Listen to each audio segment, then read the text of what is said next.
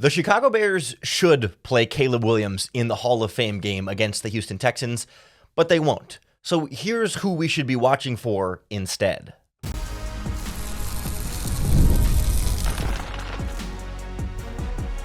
You are Locked On Bears, your daily Chicago Bears podcast. Part of the Locked On Podcast Network, your team every day.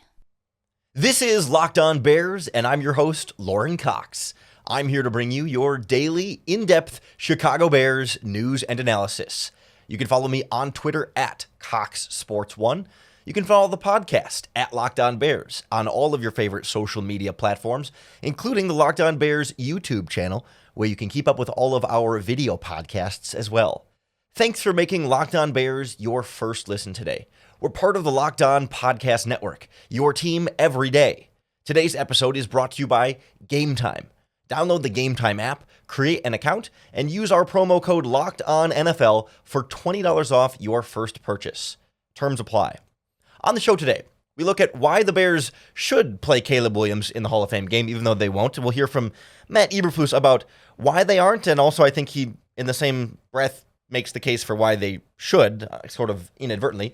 But then we'll turn our attention to other players who we do expect to see in the game that we should be keeping a close eye on. We'll hear from defensive coordinator Eric Washington about why he's excited about fifth-round rookie Austin Booker making a name for himself in this game. And we'll look at some of the other guys who should have some bigger opportunities, and at least one guy who is squandering an opportunity that otherwise would have been very helpful for him if he could participate in the Hall of Fame game. But I want to start with the Caleb Williams decision because they announced that on Tuesday. Then later that day gave DJ Moore a brand new contract extension. So we had to talk about the contract extension on yesterday's podcast because it was the bigger, more urgent style of breaking news. But we didn't get a chance to talk about the decision to not only not play Caleb Williams, but not play any of the Chicago Bears starters in this first extra Hall of Fame game, preseason game. And I certainly understand the idea that, a lot of the veterans, Keenan Allen, Kevin Byard, DJ Moore on a brand new contract, like those guys don't need the Hall of Fame game. I certainly don't think the Bears should put all 22 starters out there and have them play any sort of significant snaps or reps.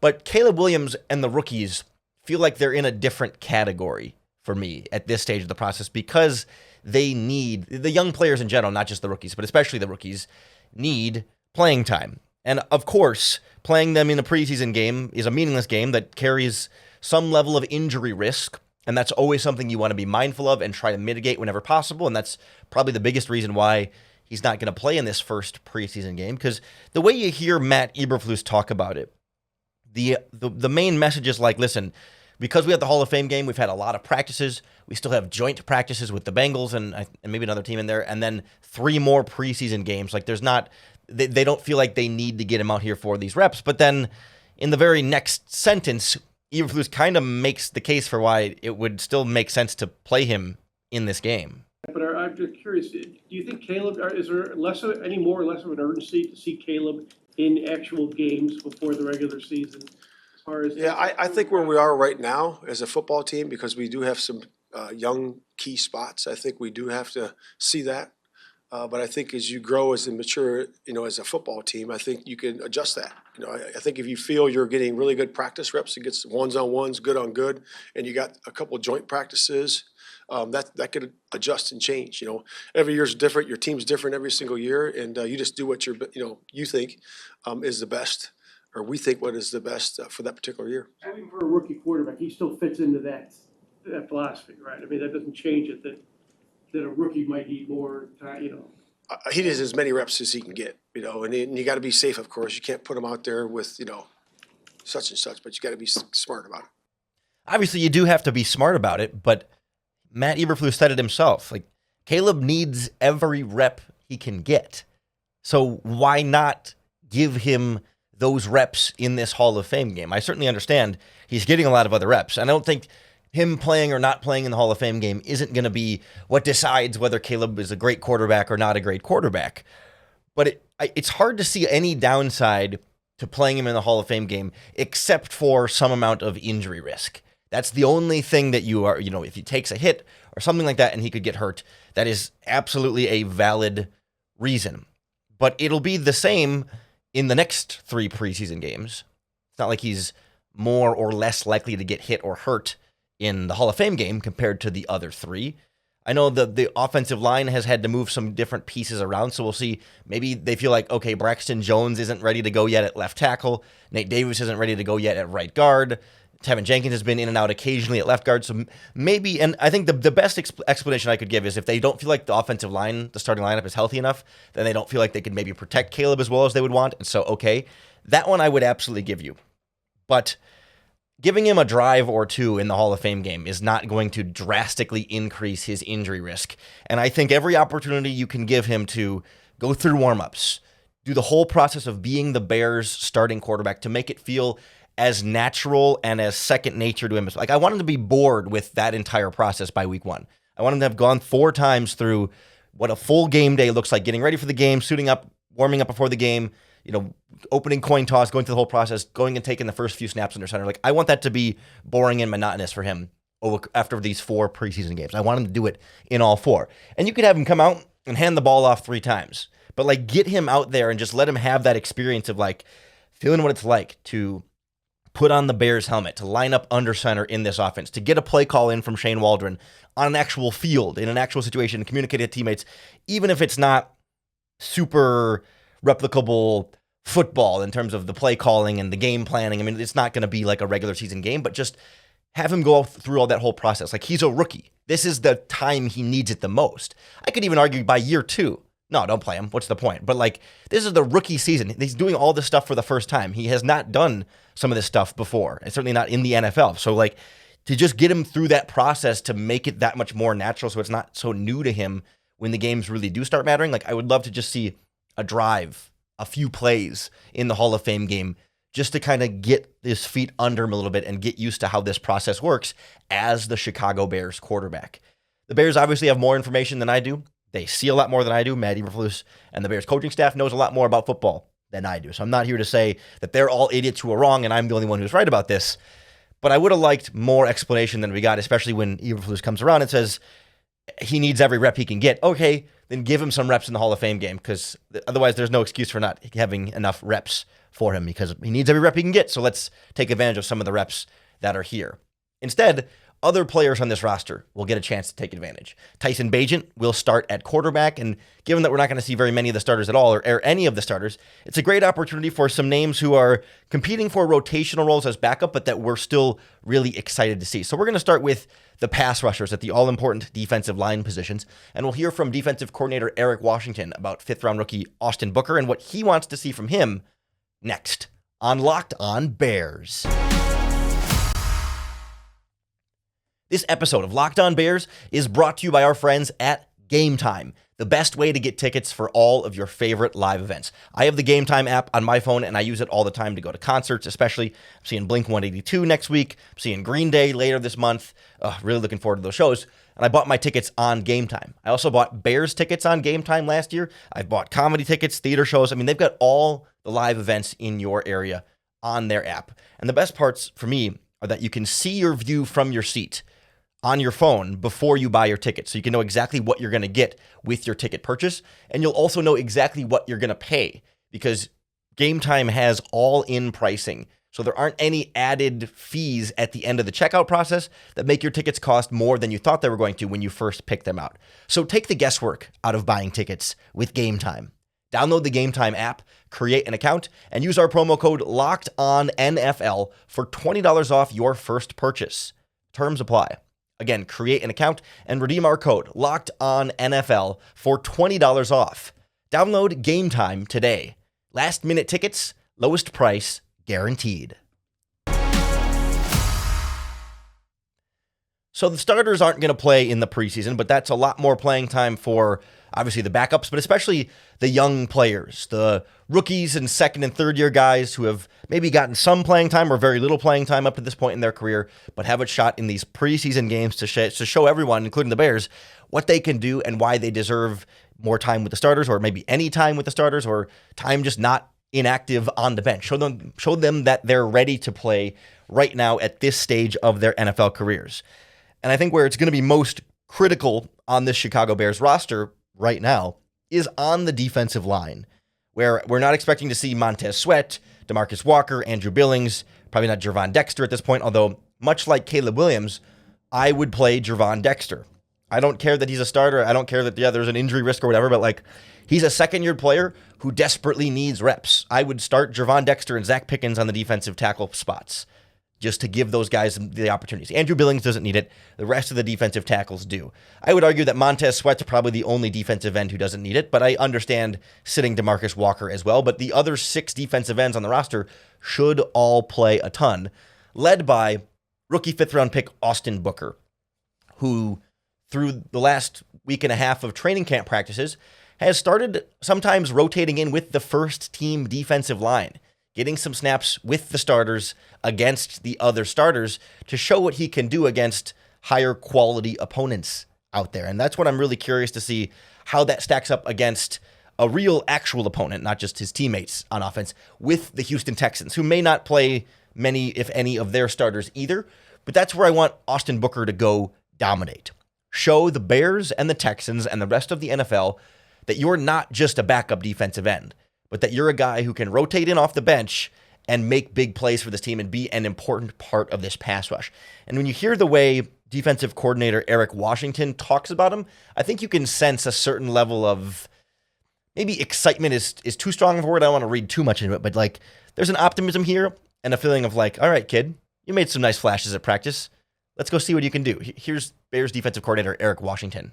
With Austin, what are you most looking forward to seeing him in a live game after the growth you've seen so far? I want to see him hit the quarterback, period. I want to see him hit the quarterback. I want to see him use his speed and everything that he's been working on that's been poured into him so far, the investment that he's made. I want to see him put himself in a position to hit the quarterback and take the ball away from him. What stood out to you the most just with the reps he's gotten the last week or so with the ones? Well, just he's just tough to hit as a pass rusher. He has a great feel for how to contort his body, how to flip or rotate his hips and shoulders so that he can keep advancing toward the quarterback and put himself in great position to follow through. If Austin Booker is so hard to block, so hard to get hands on, so hard to punch because he can get skinny and contort and bend and do all those things that Coach Washington described, like, I want to see that against backup offensive linemen, right? Like, that's the first step in this process. Before we even get to, all right, show it to me against starting caliber or Pro Bowl caliber offensive tackles, start by dominating these backups. Go out there and kick butt and look like a man amongst boys out there. We see preseason performances like this every year. We saw a couple, I mean, maybe not total takeover man against boys, but like, you might recall preseason pass rushing hero last year, Terrell Lewis, who didn't end up making the 53-man roster, but had at least one multi-sack game and was in the backfield a lot last preseason. Like, that's what I want to see from Austin Booker. First, do it against these backups and dominate them. And then we can build some optimism for what you might be able to do in the regular season, being able to rotate in at this defensive end position. I also want to see something similar from Dominique Robinson. And you can throw Jacob Martin in there, one of the other defensive ends, or Khalid Kareem, who both played for the Colts last season or most recently. You are going to be counted on to rotate in with the Bears starters. You know, the third and fourth defensive ends are going to get some playing time here, especially somebody like Dominique Robinson, who's in year 3 now and been developing as a raw defensive end. Like, come out and show us some real development and real progress. Show us why you deserve to make this 53-man roster, and show us what the last 2 or 3 seasons of trying to build up your skill set, show us some of the payoff there, the results of all of this work that you and the team have been putting in to try and get you where you need to be. Like Jacob Martin has been a starter before in the NFL. He's been a fairly proven, at least we kind of know what he is and isn't at this stage of his career. Like, he's not going to be a starter, but like, he's a number 3, number 4 defensive end who can get you a few sacks over the course of the season. I don't necessarily need him to show me something brand new. I want Dominique Robinson to show me something new, show me something better. And same is true for Gervon Dexter and Zach Pickens. We've heard all training camp about how Gervon Dexter, bigger, faster, stronger, more aggressive, batting passes. Great. Let's see it in pads with good technique consistently, because I still think the hype train on him is getting a little bit overblown too quickly. He might still get there, but I don't think a week and a half of training camp practices is the definitive factor that, yes, okay, he is for sure going to have a big breakout season. Like, I think we still need to see him more consistently use proper technique and pad level and hand placement and all the things that were a weakness last season that are still a weakness for him this season. So come out and show me. Look like a man amongst boys. Like, you're going to be the starting 3 technique for this team, Gervon Dexter. Dominate backup offensive linemen. Doesn't have to dominate every starter he faces, in this stage of his career. But if you're going to have this breakout season, then you should be able to have no problem with backups. Again, I'm not expecting Gervon Dexter to play. I think he should, but I'm guessing it'll be Zach Pickens and Byron Cowart and Michael Doomfor and the undrafted free agent defensive tackles Keith Randolph Jr. and Deshaun Mallory in the mix there. But regardless, across this defensive line, give me some confidence in the depth in this group. Show us why Ryan Poles hasn't signed Yannick Ngakoue yet. Show us why they've declined and said, you know what, we trust the guys we've got. They're making enough progress and development. We need to actually see that, like, with pads on against an opponent, albeit not in a real game, but it's a real opponent. And the hits, you can hit the quarterback. I mean, that's the first thing Eric Washington said. Not just get to the quarterback, hit the quarterback. Let's see this pass rush come alive. And I'd also like to see how they hold up in the running game as well. Obviously, you're not going to have TJ Edwards or Tremaine Edmonds, so the linebackers play a big role in how well you stop the run as well, but the defensive line is the front line there, and this Bears defensive line last season was really strong in the running game. Did a great job of keeping things more free for Edwards and Edmonds behind them to flow over top. Justin Jones was a big part of that, but how these new guys kind of step into more of that role in the defensive line will also go a long way towards how good this Bears defense and this front seven is going to be in 2024, because we know the secondary is going to be solid. That one we don't have a lot of questions about, just mainly Kyler Gordon's health right now, but everything else is pretty much settled there. It's this defensive line that maybe you're not going to answer any questions in the Hall of Fame game, but you can start either building up our confidence or increasing our doubt based on what we just a little based on what we see from the backups going up against other backups. Because if your backups are going to be players in your rotation, they should be better than other backups on other teams. So that's where this defensive line is really going to be the focal point. But I think there's a couple of receivers I really want to keep a close eye on, a couple of defensive backs as well. Plus, someone who I think it's important to note that is not going to play in this game that really could use this opportunity here. So we'll look at some of the other names to keep an eye on next on Locked On Bears. This episode of Locked On Bears is brought to you by FanDuel Sportsbook, America's #1 sportsbook, because FanDuel is hooking up customers all summer long with a boost or a bonus daily. That's right, there's something for everyone every day throughout the course of the summer. So whether you're looking to bet on the Olympics right now, the baseball season, golf, soccer, tennis, you name it, they've got all the active sports, and then you can already look ahead to the football season. You can even bet the Hall of Fame game.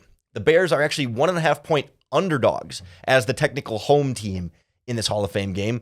The over-under is set at just 31.5 points, so the odds makers at FanDuel not expecting a high-scoring game. So you can bet the Hall of Fame game, you can bet the football season, you can bet it all at FanDuel. So to make the most out of your summer, head over to FanDuel.com. FanDuel, official sports betting partner of Major League Baseball. After this defensive line, I think there's a handful of players across this roster that we've been hearing a lot about and seeing some highlights of at training camp, guys making plays that, okay, that's great. They're doing it in practice in a non-real game situation. Let's see them take it to the field against an opponent that they haven't been practicing against every day, that they aren't really scouting or game planning for ahead of time. So it's not exactly replicable, but big players have made big plays in preseason games many a times. And I want to see, for example, second-year wide receiver Tyler Scott. He's been one of these guys that overlooked and kind of pushed down the depth chart when you trade for Keenan Allen, draft Rome Odunze, and now you give DJ Moore a massive contract extension. Tyler Scott is pretty securely locked at the number 4 wide receiver. That's as high as he can possibly go on this wide receiver depth chart. So you think, well, we're probably not going to see him catch too many balls this year. But at training camp, he's made a ton of plays. He's been getting open. He's been looking shifty after the catch. I mean, he's really making strides for a guy that I was certainly excited about as a 4th-round pick last year. Not necessarily that he would come in as a rookie and dominate, but a guy with a lot to like coming out of Cincinnati. And I still think it's far too early to write him off as someone who's just going to get lost in the shuffle with these guys. Again, maybe this 2024 is not his breakout season, but say Keenan Allen walks after 1 year, Tyler Scott steps into that number 3 receiver role with Moore and Odunze, and all of a sudden there's a real opportunity for him to start to make a little bit more of a name for himself. Much like we were talking about with the linemen, okay, you're making these great plays at practice against the starting defense. Show it. Let's see you beat up on some backup Texans cornerbacks. Make them look silly. Make the Bears tell that, oh, wow, this is a starting caliber guy, Tyler Scott, that we should be, if we didn't have such great talent at wide receiver, this would be a guy we would absolutely trust as a starter. So I really want to see that. And I really want to see Velus Jones do something. I was going to say anything. It's not that he doesn't do anything, but like, you know what I mean? Like, it's put up or shut up time for Velus Jones. If he is in major risk of missing the 53-man roster. So I want to see him under the new kickoff return format, make a big return. Doesn't have to be a touchdown for me to be impressed, right? But just like, show us something. Show us something there. Show us why you should be the Bears' primary return man. And then also maybe do something on offense. Like, I know he's, again, at best, the fifth receiver in this offense behind Moore, Odunze, Allen, and Tyler Scott. So I don't need Velus Jones to have 100 yards receiving and 10 catches or something. But the Bears have been using him in the backfield as a running back occasionally at training camp. Can they, and they're not going to show all their cards or anything, but can they find a few ways to get the ball in Velus Jones' hand and have him play like a top 75 draft pick? Someone who was drafted much earlier than the vast majority of the other players who are going to be on the field out there. Like, can you look better than the backups? That's really about separating yourselves. Because if you're a player in the Hall of Fame game, then you're not a starter. And if you're in the Hall of Fame game and you just kind of blend in this game, you don't really stand out, nothing too bad, nothing too great, like, that's a red flag. Whether you're Velus Jones, Tyler Scott, or Peter LeBlanc at the bottom of the depth chart. If you kind of blend in and just kind of look like one of the regular guys who doesn't really do much in this game, you're not making the 53-man roster. Not because this one performance was so bad that they're going to cut you, but that if you can't excel or succeed or make plays against all backups here, how are you expected? How should we expect you to be able to make plays in a regular season game or against starters even in a preseason game? So that's where I need to see some of these recent Bears draft picks make a big step forward. I also want to see how the battle in the slot on the cornerback position plays out, because the Bears have three different guys who have been rotating in there for Kyler Gordon, who's missed some practice with injury. And it sounds like all three guys have been making some big plays. You may remember Greg Stroman and Josh Blackwell from last season. Both played slot cornerback for this team. Stroman's been around, they've both been around for a couple of seasons. And then the Bears also signed an undrafted rookie free agent named Reddy Stewart out of Troy, who's a little undersized, but like, he's made interceptions at training camp practice. Stroman's made some big plays on the ball. Blackwell is a guy that we've liked for a while with a lot of upside, and it's been developing for a year or two. Like, all three of those guys are making a case to make this 53-man roster, and they may only keep one out of the three of them, Stroman, Blackwell, and Reddy Stewart. Like, when you think about this cornerback depth chart, Jalen Johnson and Tyreek Stevenson are your starters on the outside. Kyler Gordon is in the slot. Terrell Smith is like your top backup on the outside. And then that's your top four. You might keep 5 or 6. So you've got Greg Stroman, Jalen Jones, Josh Blackwell, and Reddy Stewart competing for maybe 2 spots. Jones, a little bit more of an outside cornerback. Stroman, Blackwell, and Stewart have both been playing a lot of slots. So maybe it's Stroman, Blackwell, and Stewart all competing for just 1 spot as the 6th cornerback. I mean, that's a tough battle with 3 players who are playing really, really well at training camp so far. Going up against the Houston Texans in this Hall of Fame game, I don't think they're going to be facing C.J. Stroud, but it'll be Davis Mills and Case Keenum and Tim Boyle under center. Probably not going to see the Texans' top receivers, Nico Collins, Stephon Diggs, Tank Dell, but somebody like Noah Brown or former second-round pick John Mechie John Mechie III was a second-round pick. Like, maybe one of these slot cornerbacks, a couple undrafted free agents in Blackwell and Stewart, and Stroman was a 7th-round pick. Like, okay, you're an undrafted free agent. Go show that you can match up with this second-round pick. Prove yourself as a guy who, again, you're going to be the backup. We're not talking about someone who has to earn a starting job on this Bears defense, but like, go out there and look the part. Make a big play. It doesn't have to be an interception per se, but a big pass breakup, or just shut guys down so that you just don't get targeted or thrown at because you just lock down the slot or your area of the field wherever they end up playing each of these guys, because you're not going to play all 3 of them in the slot. They're going to probably rotate a few of them between a couple different spots. So how that plays out is certainly one of the more intriguing battles that is heated up at training camp. And lastly, I can't help but feel like this Hall of Fame game is such a big missed opportunity for your current rookie 3rd-round pick, Karan Amagaji out of Yale. We've documented the offseason injury timeline for him fairly well, but was injured when the Bears drafted him. We didn't know that. Missed rookie minicamp. The Bears said, no, we knew about the injury. We just didn't tell anybody, but we knew about it. The plan from the get-go was that they'd sit him throughout the offseason, and then he would be ready for training camp. Well, training camp came around, and he wasn't ready.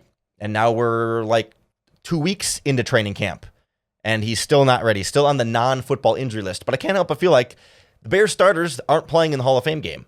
Wouldn't that be a great time to play a ton of snaps for your developmental small school rookie offensive tackle, Karan Amagaji? Like, if he were healthy and not on the non-football injury list, I would want him to play almost every snap in this game, right? He's raw, needs technique development. Like, play him a bunch. This is the time for him to play and grow and get better because he's not going to be in the starting lineup this season. So play him as much as you can in the preseason.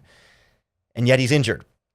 Not his fault. Again, it was an injury that happened during the season last year. I'm not here to be like mad at Karan or blame him, but it's frustrating when the Bears spent all offseason telling us everything is fine. He'll be ready for training camp. Don't worry about it. Everything's fine. And everything is still not fine. And this is such a missed opportunity for him as a backup rookie who could really use a lot of this playing time. Either way, we're going to keep close tabs on which players stand out in this Hall of Fame game, and we'll break down everything you need to know from the game on tomorrow's Locked On Bears podcast. So make sure you hit that subscribe button on YouTube or wherever you listen to podcasts, because that's going to be the best way to keep up with all of our daily, in-depth Chicago Bears news and analysis. Thanks for making Locked On Bears your first listen today.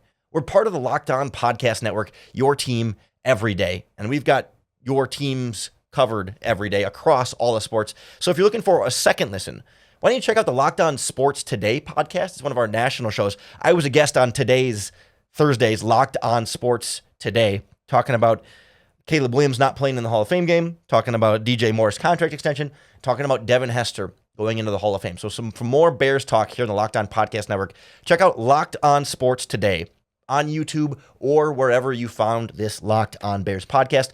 Come on back for Locked On Bears again tomorrow for another opportunity to bear down.